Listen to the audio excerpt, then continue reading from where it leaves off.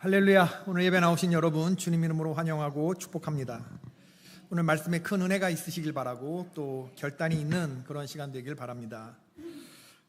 누군가에게 큰 잘못을 범해 본 적이 있습니까? 누군가에게 큰 피해를 입힌 적이 있냐? 그에게 용서해 달라고 무릎을 꿇어본 적이 있습니까? 그리고 그로부터 진실로 용서함 받은 완전한 용서함 받은 그런 경험이 있으십니까? 아니면 내게 잘못한 누군가를 진심으로 용서해 줘 본 적이 있으십니까? 그를 용서하기 위해서 얼마나 손해를 보셨습니까? 오늘 용서에 관한 말씀을 나누려고 합니다. 우리는 무엇을 기다리느냐? 소망의 왕, 평화의 왕, 용서의 왕, 사랑의 왕, 예수 그리스도를 기다린다. 이런 메시지로 쭉 지금 오고 있는데 오늘은 용서의 왕, 우리의 죄를 사해 주신, 용서해 주신, 십자가는 용서거든요. 용서는 참으로 어려운 거대 담론입니다. 용서해달라고 말할 수 있는 사람이 좋은 사람입니다. 동의 안 하셔도 어쩔 수 없어요. 용서해달라고 말하는 사람이 좋은 사람이에요. 용서해달라는 말 아무나 하는 거 아닙니다. 내 잘못했다! 얼마야? 이렇게 말하는 사람들이 나쁜 사람입니다. 잘못했다고 말할 수 있는 사람, 그리고 그래 내가 용서해 줄게 라고 말하는 사람이 좋은 사람이에요. 갈수록 우리가 이거 못해요. 하나님의 백성들의 큰 변별력은 바로 이 용서의 힘입니다. 혹시 오늘 말씀 들으면서 누군가에게 라가, 미련한 놈 이렇게 말한 게 생각나시는 분들은 예배 드리는 거 잠깐 멈추시고 그 사람하고 가서 화해하고 와라. 이게 웃지 마세요. 예수님의 말씀입니다. 혹시 그런 일이 있기를 바랍니다. 몇 명 나가기를 바래요. 노벨 문학상을 수상한 가브리엘 마르케즈라고 하는 분이 있는데 이분의 소설 가운데 콜레라의 사랑이라는 작품이 있어요. 거기에 이런 내용이 있습니다. 어떤 부부가 싸워요. 세면대에 비누를 갖다 놓지 않았다고. 비누 어디 갔어? 당신이 좀 갖다 놓으면 안 되나? 내가 하루 이틀이면 말도 안 해. 내가 비누 없이 샤워한 지 일주일이 더 됐어. 이러고 서로 싸우는. 이 일로 각방을 쓰기 시작했는데 7개월 갑니다.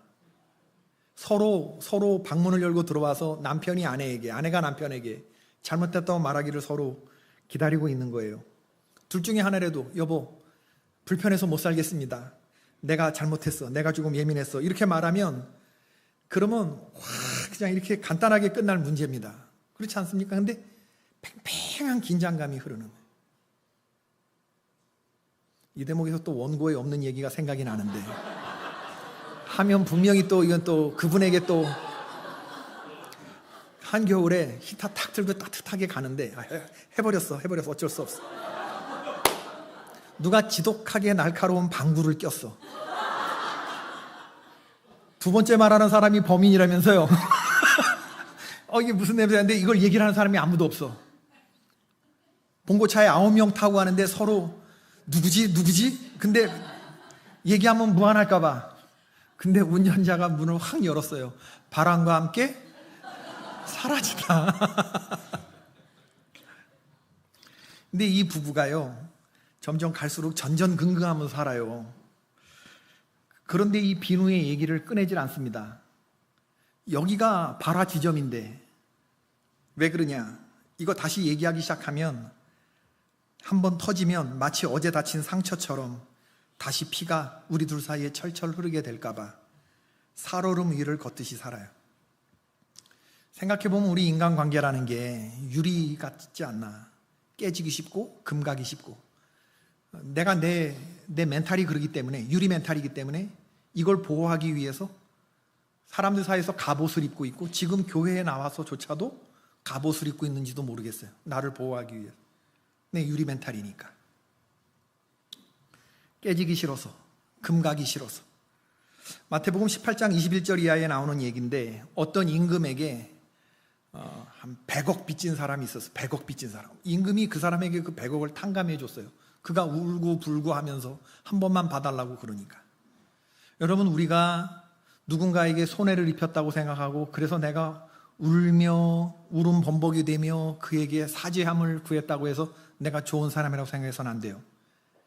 내가 양심이 살아있는 사람이라고 생각해서는 안 됩니다. 그가 길에서 100데나리온, 한 100만 원쯤 빚진 사람을 만났어요.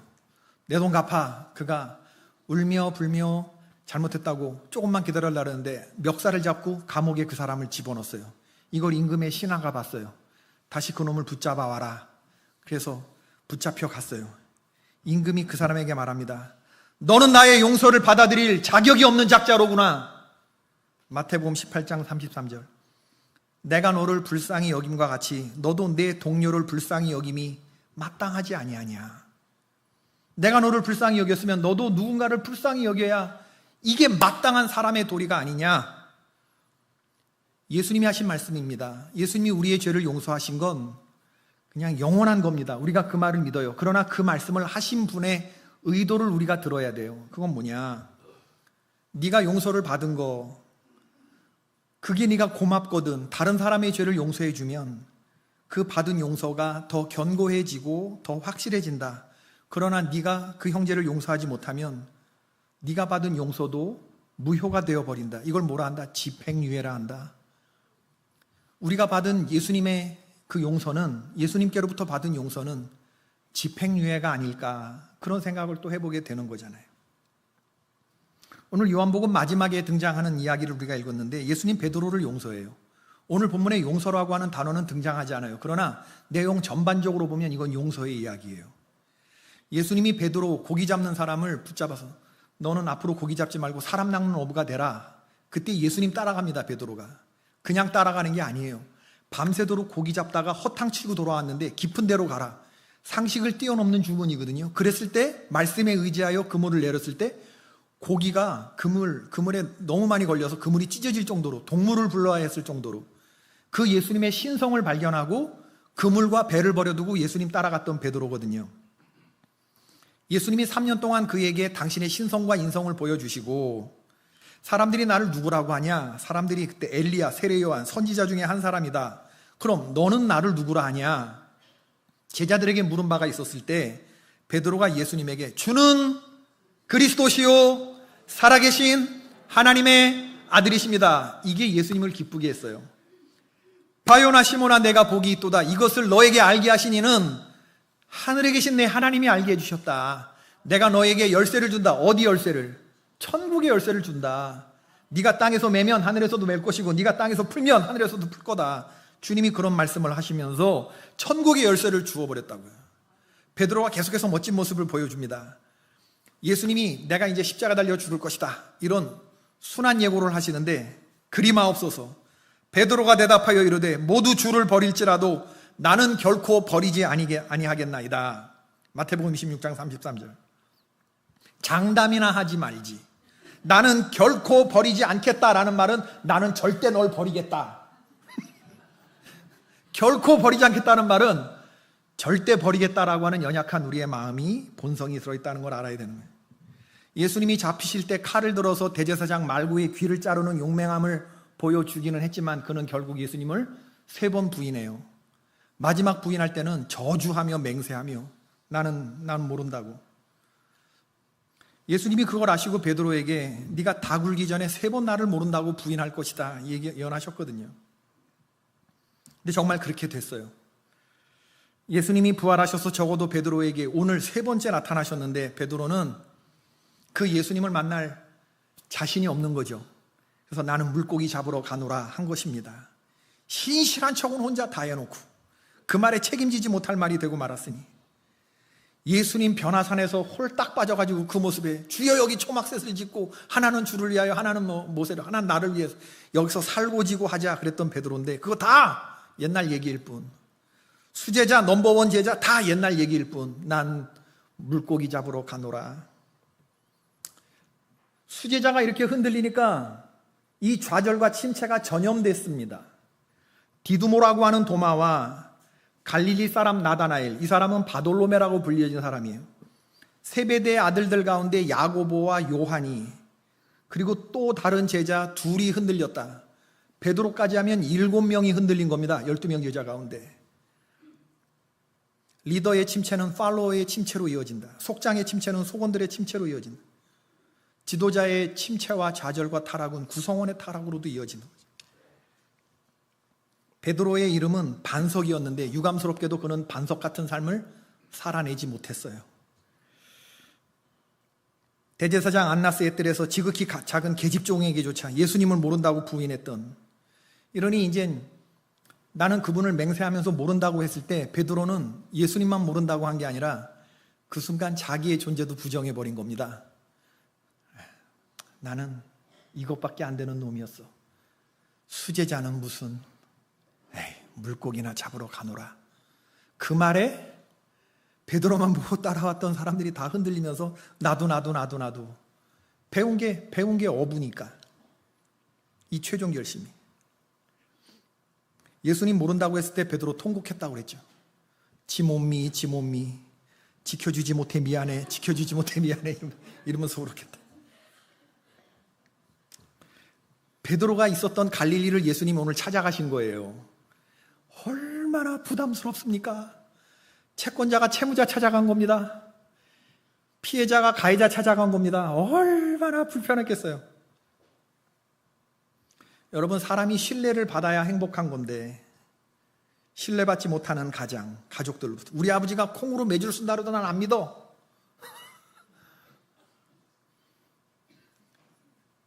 부하 직원들로부터 신뢰받지 못하는 상사, 성도들로부터 신뢰받지 못하는 목사, 국민들로부터 신뢰받지 못하는 지도자, 정치인들, 뭐 다 불행한 사람들 아닙니까?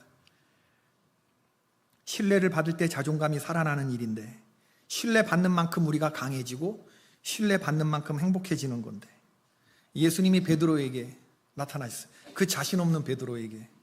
말은 안 했으면 모르는데 죽기까지 따라가겠다고 말했던 그 사람을 찾아갔단 말이에요. 베드로 입장에서 얼마나 피하고 싶은 사람입니까? 예수님이 용서할 때 용서하더라도 따끔하게 한마디 할 수 있었거든요. 그렇게 하지 않아요. 아주 부드럽게 대화를 시도하셔요. 그리고 숯불에 고기 구워서 조반을 먹으라, 이런 얘기를 해요. 이게 다 부담되는 얘기예요, 베드로 입장에서 보면. 요한복음 18장 25절에 예수님이 숯불을 피우셨는데 곁불이라고 하는 엔트라키아라고 하는 겁니다. 헬라어로. 무리들 틈에서 자기가 이렇게 곁불을 쬐고 있었어요. 아마 그 생각 났겠죠. 베드로가 며칠 전에 자기가 곁불을 쬐면서 예수님 모른다고 했는데 그 예수님이 불을 피웠어. 누구 보라는 걸까? 뭐 그런 생각이 들지 않았겠어요? 그때를 떠올리게 하는 그 숯불. 근데 예수님의 대화가 너무 부드러워요. 대화가 부드럽게 진행되지만 베드로는 참 면목 없는 그런 자리였겠지만 예수님과 대화를 나누면서 베드로의 죽었던 것들이 하나하나 되살아나는 걸 볼 수 있어요. 죄책감이라든지 상처라든지 쓴 것들, 이런 것들이 자기가 피하려고 와서 물고기 잡으러 온 거거든요. 근데 다시 그 자리 앞에 주님이 갖다 세우는 거예요. 그럼 죄책감과 상처가 어떻게 치유되고 베드로의 내면이 어떻게 치유됐는가는 성경이 안 나와요. 2부 예배 때 설교를 했더니 어떤 분이 성경에 막 이렇게 찾더라고요. 상상해보자, 이거 상상해보자. 이때 이 요한복음 21장에 나오는 얘기를 상상해보자. 예수님이 7마디 하시거든요. 이걸 해변 7원이라 합니다. 이건 제 얘기예요. 산상팔복 이런 해변 7원. 얘들아, 너희에게 고기가 있냐? 그물을 배 오른편에 던져라. 와서 아침을 먹어라. 조반을 먹어라. 네가 나를 사랑하느냐? 내 양을 먹이라. 늙어서는 네가 네 팔을 벌리게 될 텐데 사람들이 너에게 띠를 띠고 네가 가고 싶어 하지 않는 곳으로 데려가게 될 것이다. 너는 그냥 나를 보고 나를 따라와라. 이 7마디를 하셔요. 여기에 베드로를 향한 용서와 신뢰와 사랑과 치유와 기대와 사명, 이게 다 들어가 있다고 보는 거죠. 얘들아, 너희에게 고기가 있느냐? 이 질문은 일찍이 범죄한 아담이 하나님께로부터 받은 그 질문하고 내용적으로 똑같아요. 본질상. 얘들아, 너희에게 고기가 있느냐라는 말은 아담아, 내가 어디에 있느냐? 가인아, 내가 어디에 있느냐? 존재의 분별력을 상실한 하나님의 사람들에게 그 폐부를 뚫고 들어오는 존재론적인 질문입니다. 네가 어디 있느냐? 이 자리가 네가 서 있는 자리가 맞냐? 너가 여기서 고기 잡고만 있을 사람이 아닌데 너 왜 여기 있느냐? 그 말이 뭐예요? 너희에게 고기가 있느냐? 고기 없는 거 알면서. 배 오른편에 던지라. 예수님 처음 만났을 때 깊은 데로 가서 던져라. 똑같은 내용의 말이잖아요. 그때가 생각나지 않았겠어요? 다시 베드로가 피하려고 도망온 건데 도망 나온 그 지점에 베드로를 갖다 놓는 거예요. 지금 갖다 놓는 거예요. 와서 조반을 먹으라. 어디다 갖다 놓는 거예요? 최후의 만찬 자리에. 예수님 십자가 달려 돌아가시기 전에 주께서 떡을 들어서 잔을 들어서 축사하시며 받아 먹으라 받아 마시라 했던 바로 그 자리로 갖다가 놓으시는 거거든요. 네가 나를 사랑하느냐? 사랑에 4가지 종류가 있다. 5가지 종류가 있다. 헬라인들은 그렇게 생각했죠. 신이 인간에게 베푸는 절대적이고 무조건적인 사랑, 아가페라고 생각했고, 아가페 사랑이 제일 가까운 게 엄마가 자녀에게 갖는 스톨로기의 사랑이라고 생각했고, 부모의 사랑, 어머니의 사랑, 친구들끼리 나누는 필로스의 사랑이 있다고 생각했고, 남녀간에 나누는 에로스의 사랑이 있다고 그들은 생각했는데, 사랑에도 급이 있어, 클래스가 있어요. 근데 예수님이 네가 날 사랑하냐? 라고 물은 건, 3번 물은 건 아가페로 사랑하느냐고 물었어요. 사랑에 있어서 가장 최고의 단계로. 베드로는 계속 필로스로 대답합니다. 왜? 아가페라고 어떻게 말해? 이미 실수하고 실패한 경험이 있는데, 자기의 깜냥과 미천이 다 드러났는데.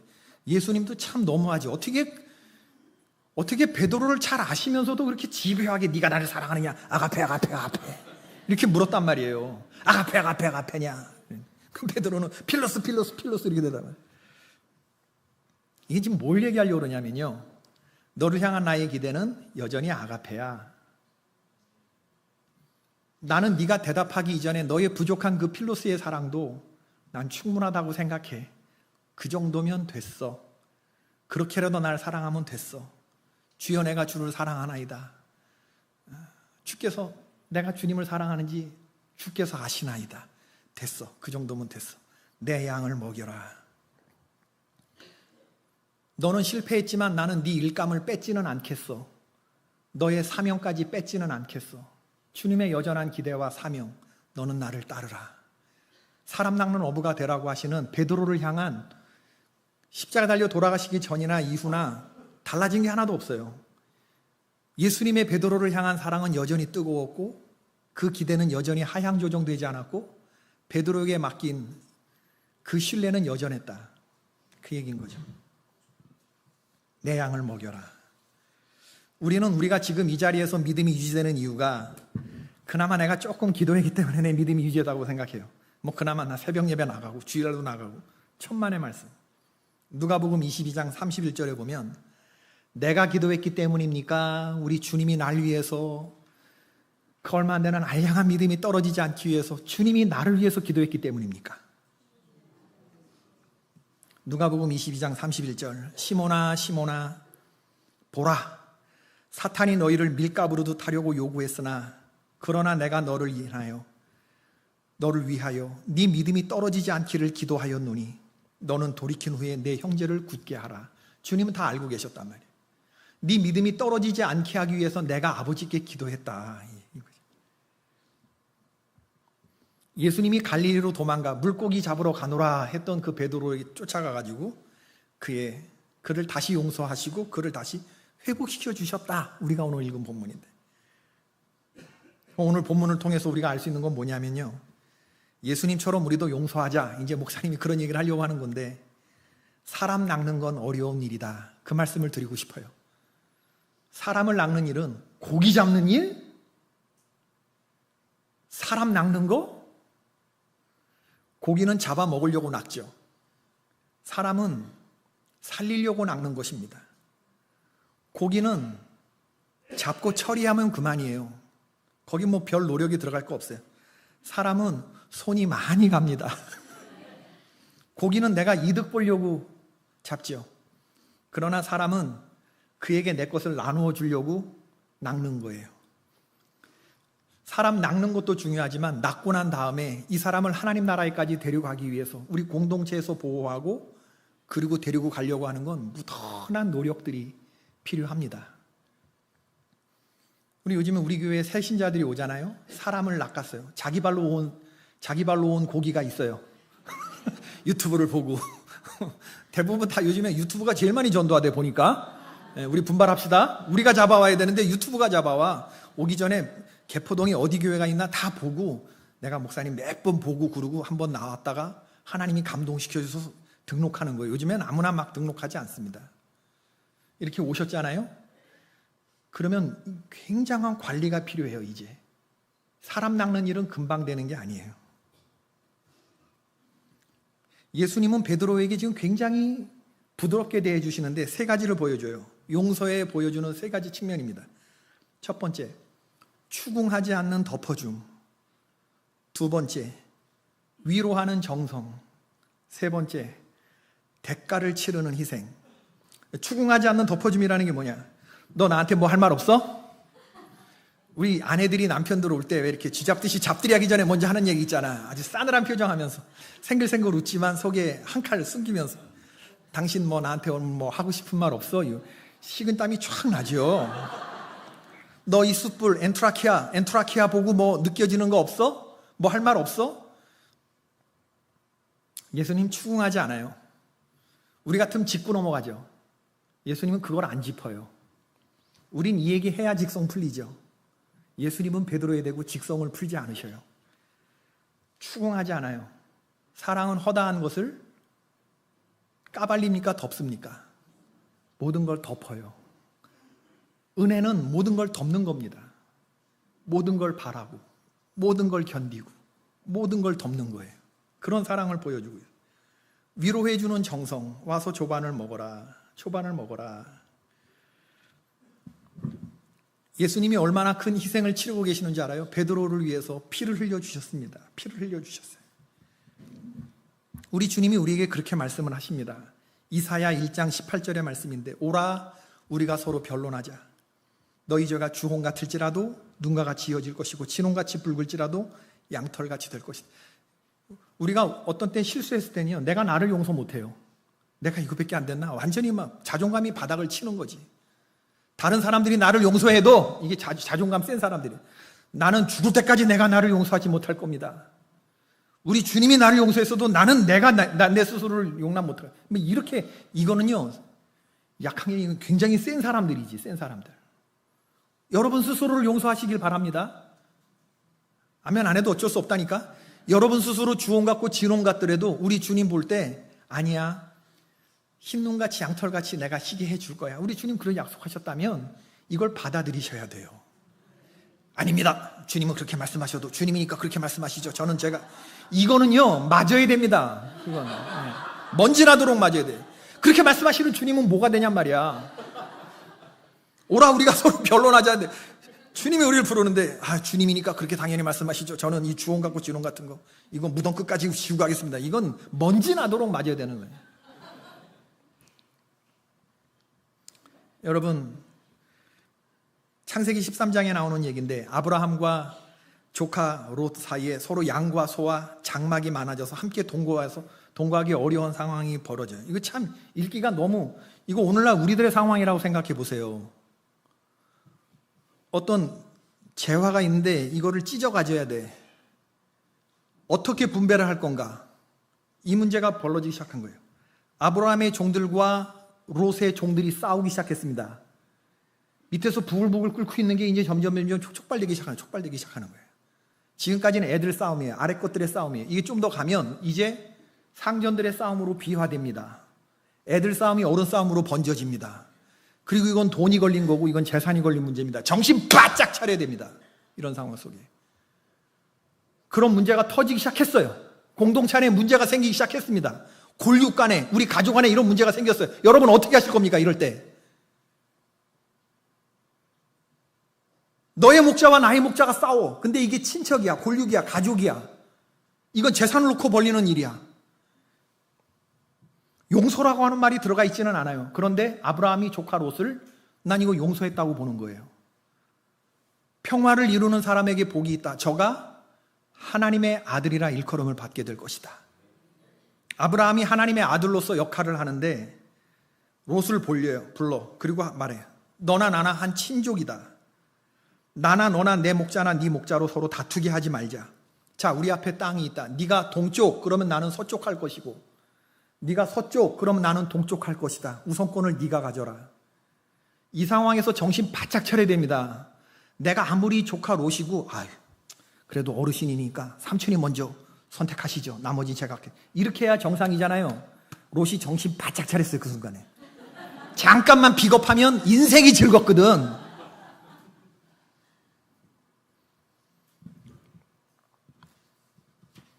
눈에 보이는 걸 따라가죠.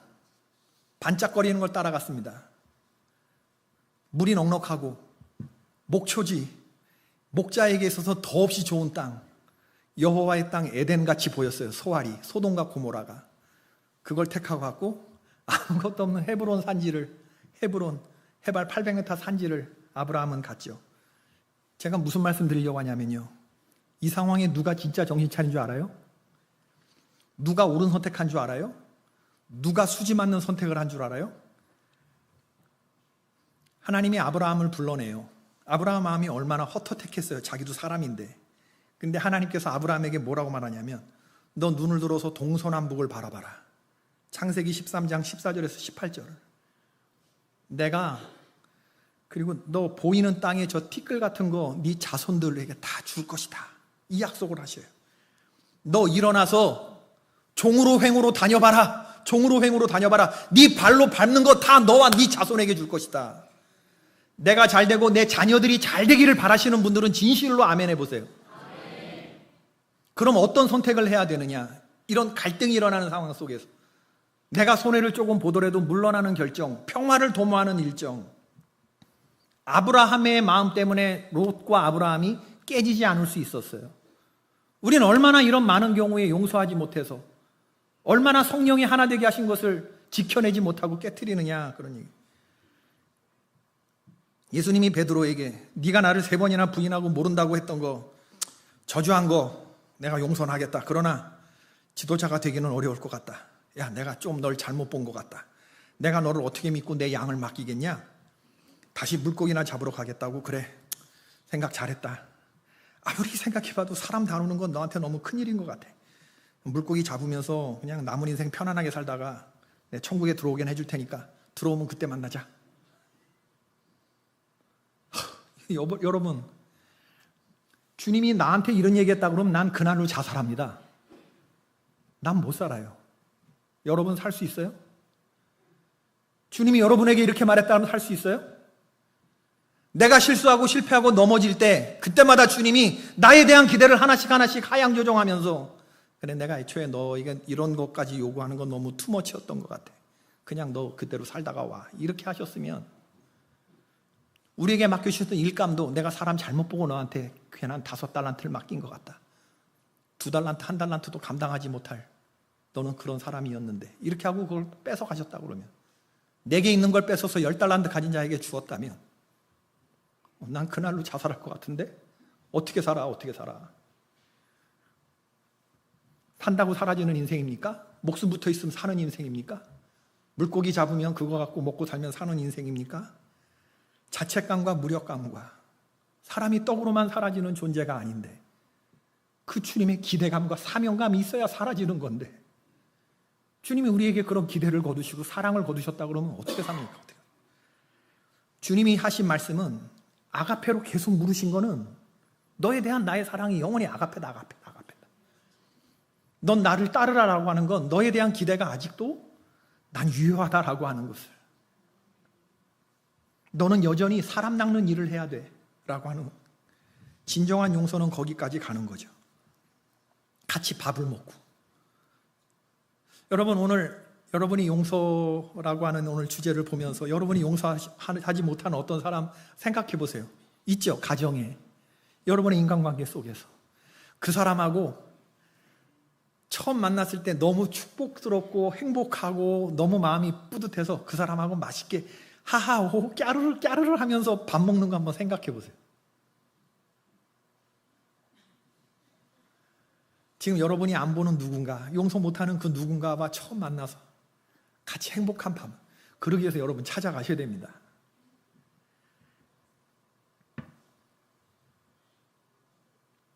사도 바울이 자기가 용서받은 거를 깨닫고 침체한 디모데에게 말하기를, 내가 전엔 비방자였고 박해자였고 폭행자였는데 그런 나를 주께서 충성되게 여겨주셔서 내게 직분을 맡겨주셨다. 자기가 용서받은 그 사랑으로 디모데를 일으킵니다. 그러면서 얘기해요. 그리스도께서 우리를 받으심같이 너희도 서로 받으라. 로마서 15장 7절의 말씀인데, 그리스도께서 우리를 받아 하나님께 영광을 돌리신 것 같이 너희도 서로 받으라. 받기 힘든 거 있어요. 받기 부담스러운 거 있고 받기 싫은 거 있어요. 그런데 그런 것도 다 받아요. 주님 주시면 다 받아야 되는 거예요. 우리는 내게 주신 골육도 받아야 돼요. 골육을 피해서 친척해서 숨고 싶지. 아주 그냥 블랙홀 같은 거 하나 있잖아. 집구석에 그런 거 하나. 끝도 없이 저것만 없으면 우리 집 절간처럼 조용한데 저것 때문에 뭐 누나도 골고 아버지도 골고 막 그런. 그러나 그걸 우리가 받는 겁니다. 주님이 우리를 성장과 성숙을 위해서 그걸 우리에게 주신 뜻이 있으시겠지. 받는 거예요. 그걸 싫다고 쳐내는 게 아니라, 밀쳐내는 게 아니라, 거부하는 게 아니라. 그런 거 거부했으면 그리스도께서 제일 먼저 거부했을 건 나다. 이걸 깨닫고 살아가는 사람이 바로 그리스도께서 우리를 받으셨어요. 그래서 하나님이 그리스도를 영광스럽게 만들어주신 것 같이 이제 그 사랑을 안다 그러면 너희도 서로 받으라. 받으라는 거예요. 나 자신을 먼저 용서하고 우리가 우리에게 죄 지은 사람을 용서할 때, 주님의 용서는 집행유예 같은 것이구나. 내가 형제를 사랑할 때 그때 내가 받은 용서가 더욱 귀해지고 견고해지는 것이구나. 어린 아기가 우리에게 와요. 이 대강절의 절기에 이 세상에 없는 용서를 실천해 주시는 분이에요. 하나님이 우리를 위해서, 우리를 받기 위해서 당신의 피값을 주시고 생명을 포기하신, 십자가에 달려 돌아가신 그 예수님은 용서의 왕이십니다. 우리에게 이 용서를 보여주시면서 이 길로 따라오라고 저와 여러분을 초청하고 있는 거죠. 그리고 부활하셔서 갈릴리에 베드로를 찾아가셔서 여전히 용서의 모습이 무엇인지를 보여주셔요. 우리 찬양을 주 사랑이 나를 숨쉬게 해, 이 찬양을 한번 불러보시죠. 주 사랑이 나를 숨쉬게 해.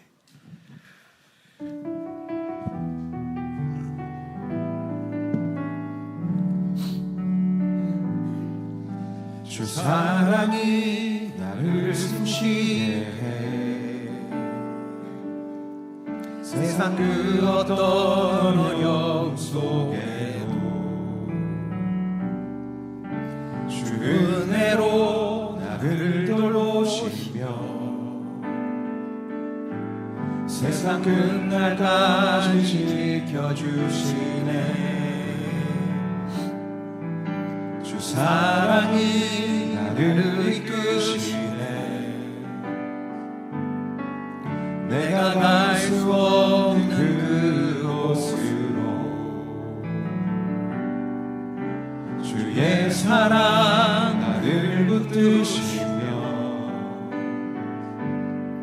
세상 끝날까지 인도하시네. 주님만이 내 아픔 아시며 주님만이 내 맘 어루만지네. 어느 누구도 나를 향하시 주님의 사랑을 끊을 수 없네. 주님만이 내 능력이시며 주님만이 나의 구원이시네. 어느 누구도 나를 향하시 주님의 사랑을 끊을 수 없네. 여러분, 나 제자 사표 내는 겁니다. 물고기 잡으러 가노라 하는 건 나 수제자 안 할래요. 오늘 말씀은요, 일반적이지 않아요. 이건 교회 최고 리더십에게 하는 얘기입니다. 주님을 가장 가까운 데서 따라가 봤던 사람들에게 요구하시는 거예요. 예수님과 베드로 사이에서 오고하는 얘기거든요. 수제자와 예수님 사이에서. 모든 사람이 이 용서의 반열에 올라올 수 없을 거예요. 그러나 우리 교회 최고 리더십, 속장님들, 선교회장님들, 2025년도에 새롭게 하나님의 일을 하고자 하는 사람들은 오늘 이 말씀 밟고 지나가야 돼요. 이 말씀을 받아 먹을 수 있어야 돼요. 주님은 여러분들이 낸 사표를 다시 반려하시는 거예요. 오늘 말씀의 핵심입니다. 나 제자 안 하겠다는 거를 안 돼, 다시 반려시키는 거예요. 우리 다 같이 주님 이름 한번 부르고 통성으로 기도하십시다. 주님, 이 용서의 마음이 내 마음에 흐르게 하시고, 내가 우리 가정의 평화의 사도가 되게 하시고, 우리 교회의 평화의 사도가 되게 하시고, 하나님 나라의 평화를 이루는 일꾼이 되게 해달라고 우리 간절히 통성으로 우리 기도하십시다. 주여, 주님만이 하나님 내 아픔 아시고 주님만이 나의 실패를 하나님 아십니다. 여호와 하나님, 제자 사편의 어떤 아버지 하나님, 그런 하나님, 그런 베드로에게 하나님 그의 갇이 무너진 것 새롭게 하나님 느껴주시고 하나님 조반을 먹여주심으로 상자를 아버지 하나님 주님 맞아주시는 그 주님을 오늘 아버지 하나님 주님 예수님의 모습을 보면서 내가 나를 사랑하느냐 부르시면서 우리를 하나님 용서해 주시고 우리의 가치를 새롭게 만들어 주시고 다시금 새로운 하나님 사명을 주시는 그 정말로 받은 사랑을 나를 사랑하시는 하나님의 말씀을 오늘 우리들이 하나님 보게 됩니다. 감당할 수 있도록 하나님께서 인도하여 주시옵소서. 여호와 아버지 하나님이 우리가 우리 스스로를 용서하게 하시고 자책감과 무력감에서 하나님 우리가 일어나게 하여 주시고 다시 아버지 하나님 내가 너를 사랑하고 너를 기대하고 너를 통해 영원히 영광을 받고 싶고 내게로 와라, 내게로 와라.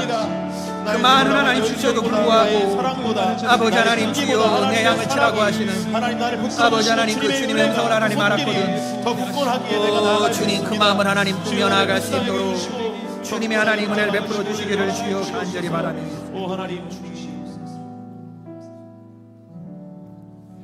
주님의 사랑이 나를 숨쉬게 합니다. 주님의 용서하심 때문에 내가 이 사명을 오늘도 감당합니다. 주님께 둔 이 소망이 나를 여전히 이끌어갑니다. 나는 내 스스로를 믿을 수가 없고 내가 나에게도 정내미가 떨어지는데 그런 나를 여전히 사랑하시며 기다려주시고 밥을 차려주시고 먹어라 하시며 너나 사랑한다면 계속해서 내 일을 해라. 새로운 사명의 재수여식. 나는 사표를 냈는데 그 사표를 반려하시며 다시 나는 여전히 너를 기대한다고 하는 주님의 기대, 그것이 올해도 그냥 수소라고 하시는 포도원지기의 사랑과 기대인 것을 우리들이 압니다. 이 사랑을 깨닫는 마음으로 새로운 한 해를 맞이하게 하여 주시고 이 용서가 우리의 마음속에 흐르게 하여 주시고 우리 교회에 흐르게 하여 주시고 우리의 가정에 흐르게 하여 주옵소서. 주님의 주시는 소망과 평화와 사랑으로 용서로 숨쉬는 저희 개포교회 권속들 되게 하여 주시옵소서. 예수님의 이름으로 기도드립니다.